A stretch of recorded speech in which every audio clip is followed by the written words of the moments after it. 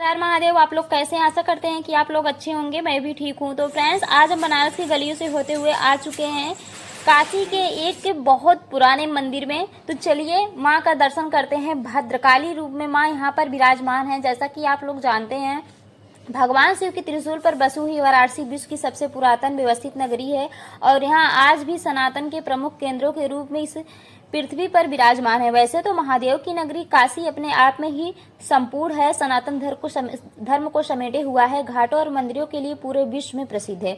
वाराणसी के इन्हीं प्रसिद्ध मंदिरों में से एक मंदिर है माँ भद्रकाली का, और आप यहाँ माँ के दो स्वरूपों का दर्शन करेंगे। एक माँ भद्रकाली स्वरूप में है और एक शांत स्वरूप में है। तो यहाँ आप शांत स्वरूप में दर्शन कर पा रहे हैं माँ का स्वरूप बहुत दिव्यमान और बहुत सौंदर्य आकर्षक है। और यहाँ पर दर्शन पूजा करने से भक्तों की सभी मनोकामनाएं पूरी होती है। और यहाँ पर प्यारा सा देखिए भोलेनाथ का शिवलिंग भी विराजमान है और यहाँ पर माँ भद्रकाली का आप दर्शन कर पा रहे हैं।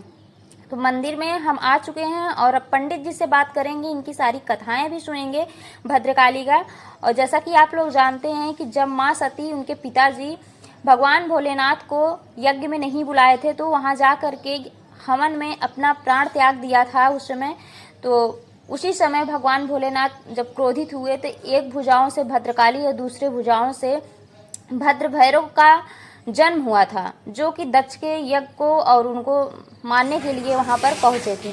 वही स्वरूप यहाँ पर माँ का विराजमान है। और ये मंदिर आप देख सकते हैं काफ़ी पुराना है, काफ़ी पुराने यहाँ पे बनावट है और आंगन भी है। आंगन में हवन कुंड भी बना हुआ है। तो यहाँ पर भी देखिए फोटो रख के माँ के नौ दुर्गा रूप का भी पूजा होता है। तो चलिए पंडित जी से इनके बारे में जानते हैं। दक्ष ने जी यज्ञ किया।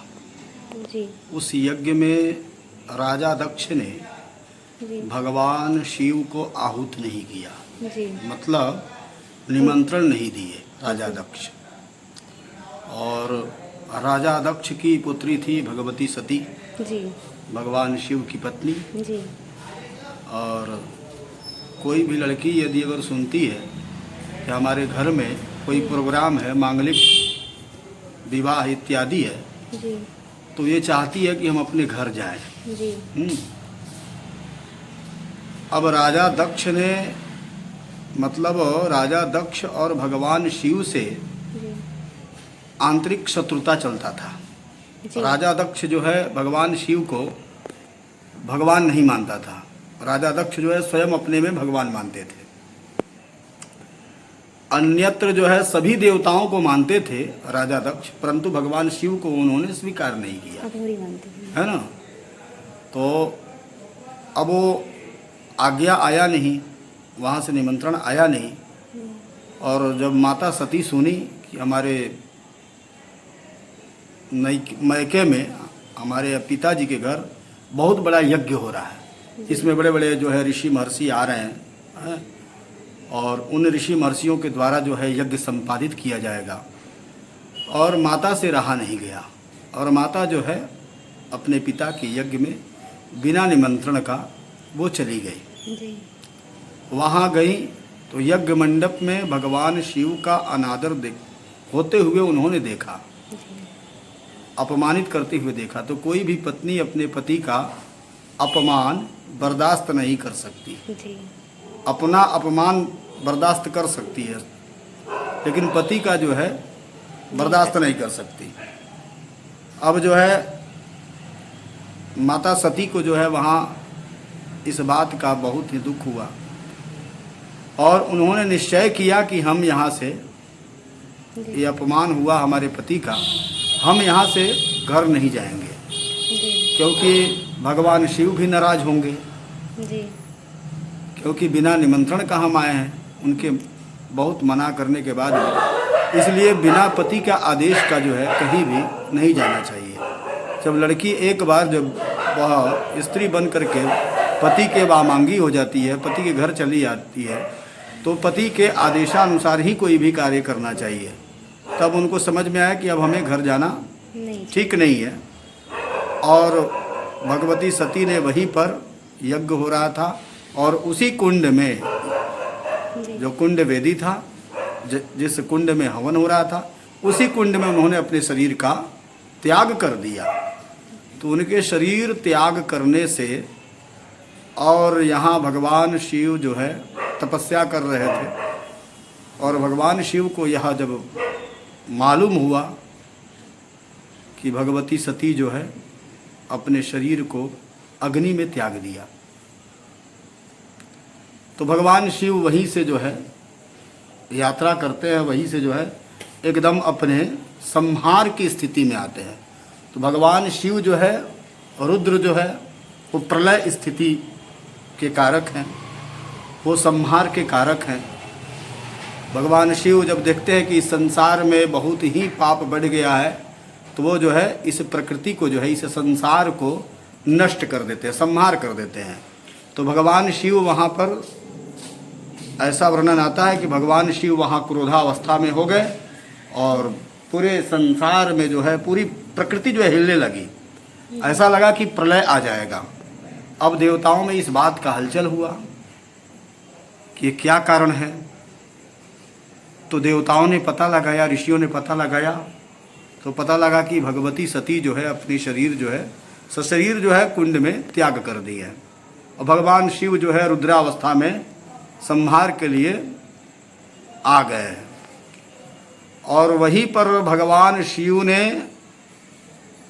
भद्रकाली और भद्रेश्वर का आवाहन किया, और भगवान शिव के जितने गण थे सभी गण, भूत प्रेत पिशाच है, डाकनी शाकनी है, सर्प इत्यादि जितने भी उनके गण हैं, सभी गण जो है राजा दक्ष के यज्ञ को विध्वंस करने के लिए निकले।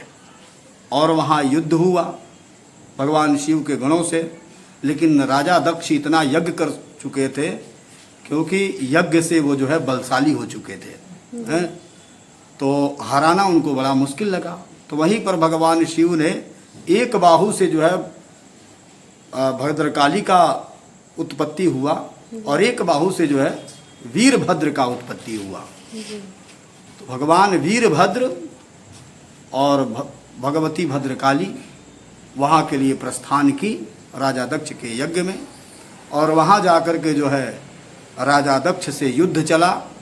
काफ़ी दिनों तक युद्ध चला, और युद्ध करते करते जो है राजा दक्ष हार गए।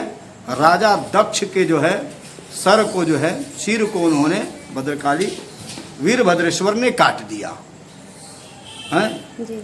उसके बाद भगवान शिव वहाँ पहुँचे, और भगवान शिव ने सती के शव को, शरीर को ले करके और भ्रमण करने लगे।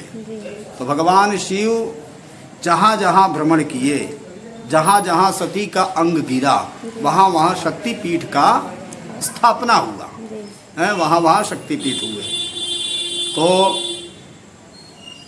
उसी प्रकरण में जो है भद्रकाली और वीरभद्र का वर्णन आता है। तो यहाँ जो है भगवती भद्रकाली हैं, है ना, और भद्रकालीश्वर इनका नाम है। ऐसे वीरभद्र होता है, और भद्रकाली के नाम से भद्रकालीश्वर हमारे पूर्वजों ने रखा है। और यह मंदिर जो है बहुत ही प्राचीन है, आप लोगों ने दर्शन किया, और बहुत ही जागृत देवी है ना। इनके दर्शन करने से जो है यहाँ जो सेवा करते हैं उनको अभी तक जो है बहुत लाभ प्राप्त हुआ है। और ऐसे ही जो है हमारे सनातन संस्कृति को मानने वाले लोग, सनातन में श्रद्धा प्रेम विश्वास रखने वाले लोग, जो विश्वास रखते हैं, आस्था रखते हैं, वे सभी लोग जो है भगवती का दर्शन करके, क्योंकि दर्शने तेच मूर्तिया, यह मूर्ति जो है दर्शन के होते हैं, है ना। तो इनका दर्शन करके जो है इस संसार का, क्योंकि हमारा एक सनातन धर्म ही ऐसा है जो वसुधैव कुटुंबकम का आदेश करते हैं। अन्यत्र किसी भी धर्म में वसुधैव कुटुंब का भावना नहीं है।